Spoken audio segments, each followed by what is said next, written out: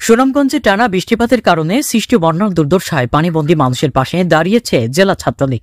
দুর্যোগপূর্ণ আবহাওয়ার মাঝেও ছাত্রলীগ নেতাকর্মীরা পিঠে করে শুকনো খাবার বিতরণ করে বন্যার্থদের সাহায্য করছেন।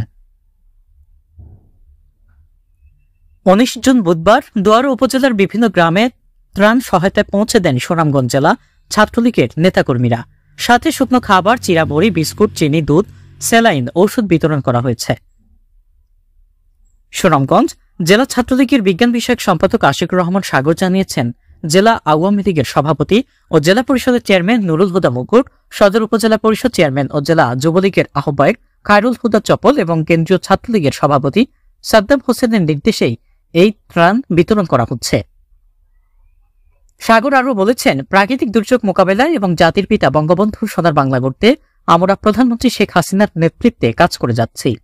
বন্যার এই কঠিন সময়ে আমাদের প্রতিটি নেতাকর্মী সাহায্যে এগিয়ে আসছেন।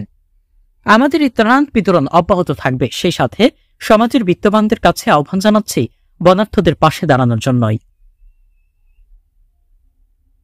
দেশ দেশান্তর 24, সুনামগঞ্জ।